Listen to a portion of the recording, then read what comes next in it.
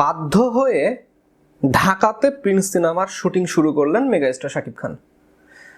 ভারতে সিনেমার শুটিং হবার কথা ছিল, কেন কি কারণে ভারতে যেতে পারলেন না, আমরা এই বিষয়ে কথা বলবো। দর্শক এবং ভক্তরা নিরাশ হয়েছে ঢাকাতে সিনেমা শুটিং হওয়াতে। প্রিন্স সিনেমার বাজেট অনুযায়ী দর্শকদের মনে অনেক প্রশ্ন তৈরি হয়েছে। আমরা এই সকল প্রশ্নের উত্তর আমরা বিশ্লেষণ করব। আপনারা যারা আছেন ভিডিওতে থাকবেন, লাইক দিবেন, কমেন্ট করবেন। ঢাকাতে প্রিন্স সিনেমার শুটিং শুরু হয়েছে, অন্তত প্রিন্সের শুটিং শুরু হয়েছে, সিনেমাটি কমপ্লিট হবে, আপনারা দেখতে পাবেন। আপনারা কি সন্তুষ্ট?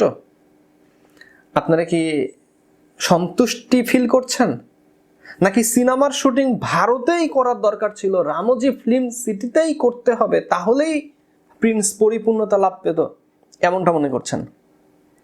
ভারতে সিনেমা শুটিং না করলে সিনেমা চলবে না? আমরা এই সকল প্রশ্নের উত্তর দিব। তার আগে অবশ্যই হাজার হাজার কোটি টাকা লস হয়ে যাবে। আমি আবারও বলছি, কিভাবে লস হয়ে যাবে? ক্রিকেট বয়কট, সিনেমা যে প্রতি বছরে বাংলাদেশে যে প্রায় 50 থেকে 60টা সিনেমা হয়, এই 50-60টা সিনেমার সব কয়টির মানসম্মত সিনেমার প্রত্যেকটির post production, colour grading, editing, পরিচালক, আর্টিস্ট ভারত থেকে নেওয়া হয় অধিকাংশ। নায়িকা বলেন, অ্যাকশন ডিরেক্টর বলেন, বিভিন্ন অভিনেতা বলেন, এবং সিনেমার এডিটিং বলেন, গ্রাফিক্স ডিজাইনার বলেন, বা কস্টিউম ডিজাইনার বলেন, কোরিওগ্রাফার বলেন, অনেক আর্টিস্ট ভারত থেকে বাংলাদেশে এসে কাজ করে, এবং তারা বেশ কিছু কোটি কোটি টাকা তারা কিন্তু বাংলাদেশ থেকে ভারতে নিয়ে যাচ্ছে, কোটি কোটি টাকা ইনকাম করে নিয়ে যাচ্ছে। এখন হঠাৎ করেই প্রিন্স সিনেমার কথাই বলি, যেমন ইদিকা পাল প্রিন্সের নায়িকা হওয়ার কথা ছিল, তার পারিশ্রমিক ছিল 50 লাখ টাকা, প্রায় 30 লাখ চেয়েছিলেন, তাও রাজি হয়নি। মানে তাহলে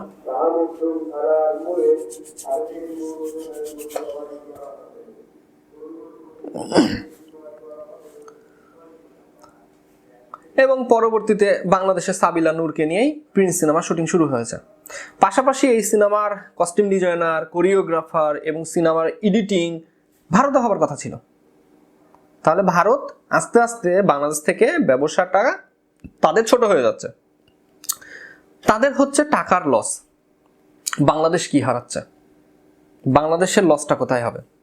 ইয়েস, বাংলাদেশের লস হবে, আপাতত হবে, কিন্তু লং টাইমে গিয়ে বাংলাদেশ লাভবান হবে। কিভাবে? বিজনেসের দিক দিয়েই ভাবি। এই যে প্রিন্স সিনেমা, গল্প ভালো, নায়ক শাকিব খান আছে, পরিচালক ভালো, ম্যানেজমেন্ট ভালো, এবং টাকা ইনভেস্ট করার জন্য প্রযোজক পরিপক্ক, এ পর্যন্ত ঠিকঠাক। তবে বাংলাদেশে যখন একটা সিনেমার শুটিং হয় তখন দেখে মনে হয় এটা নাটক। বাংলাদেশের ক্যামেরাম্যান অথবা দামি ক্যামেরা নেই, এর দুটোর যে কোনো একটা হতে পারে। যেমন ধরেন, আমাদের যে সকল কাপল ব্লগার আছে, যারা বউ ব্যবসায়িক আছে, তারা যে রিলস ভিডিও তৈরি করে এতটাই মানসম্মত, পেছনে ব্লার, সামনে কালার গ্রেডিং, চকচিক্যভাবে ফুটেজগুলো তারা ফেসবুকে রিলস হিসেবে পাবলিশ করে। অথচ বাংলাদেশের সিনেমার যে ফুটেজ সেটা লো কোয়ালিটি, ভালো মানের ফুটেজ তারা তৈরি করতে পারে না। কারণ হতে পারে camera, director, cameraman, colour grading বা গ্রাফিক্স ডিজাইনারের অভাব, হতেই পারে, স্বাভাবিক। এর পেছনে যে কারণটা সেটা হচ্ছে বাংলাদেশ দীর্ঘ 10 বছর ধরে ভারত নির্ভর সিনেমাতে, সিনেমা ইন্ডাস্ট্রিতে ভারতের ওপর নির্ভরশীল বাংলাদেশের ফুটেজ র ফাইল চলে যাচ্ছে ভারতে, এডিট হয়ে আসছে। কতটা নির্ভরশীল বাংলাদেশ হিসাব করেন যে এই 10 বছরে তারা কোনো টেকনিশিয়ান তৈরি করেনি, তারা অ্যাকশন ডিরেক্টর ভালো তৈরি করতে পারেনি, তারা কোরিওগ্রাফার ভালো তৈরি করতে পারেনি, তারা তৈরি করেছে অ্যাডলব খানকে, মেইলি সুদর্শন। তারা কোনো ফ্যাশন ডিজাইনারকে তৈরি করতে পারেনি, তারা তৈরি করেছে তৃতীয় জেন্ডারের ওই কাদেরই, এবং আর কে আছে না, কয়েকজন আছে, এদের হাঁটা চলা দেখলে মনে হয় যে এরা মেয়েদের জন্য পারফেক্ট, পুরুষ মানুষের জন্য না। বাংলাদেশ ফিল্ম ইন্ডাস্ট্রি তারা কি তৈরি করেছে? বাংলাদেশ ফিল্ম ইন্ডাস্ট্রি তারা শুধুমাত্র একজন শাকিব খানকে তৈরি করতে পেরেছে, এর বাইরে সব কিছুতেই তারা হেরেছে, হার মেনেছে, হেরে গিয়েছে। শাকিব খানের বাইরে বাংলা সিনেমা 1 সেকেন্ডের জন্য নাম ধরে রাখতে পারবে না। আজকে যদি শাকিব খান ফিল্ম থেকে সরে যায়, আগামী বছর খানেকের মধ্যে বাংলাদেশ ফিল্ম ইন্ডাস্ট্রি উধাও হয়ে যাবে, থাকবে না।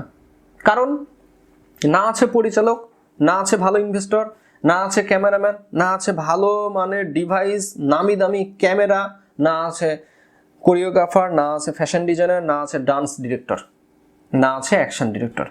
তাহলে বাংলাদেশে কি আছে?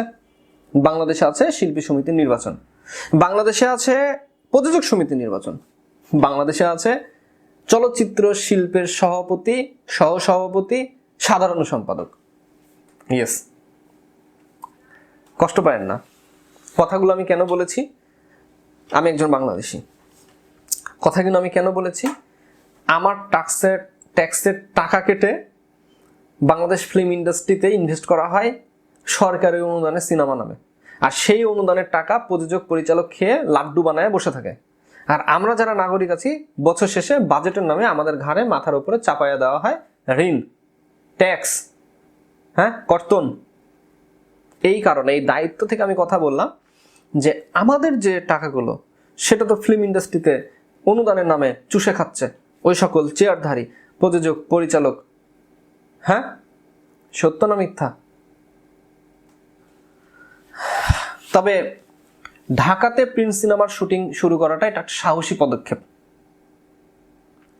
বাংলাদেশের মাটিতে ভালো মানের সিনেমা হয়, এটা একটা সাহসী পদক্ষেপ, যেটা বরবাদ করা হয়েছে, চোখে আঙুল দিয়ে দেখানোর মতো বরবাদ একটি সিনেমা। ইয়েস, তাণ্ডব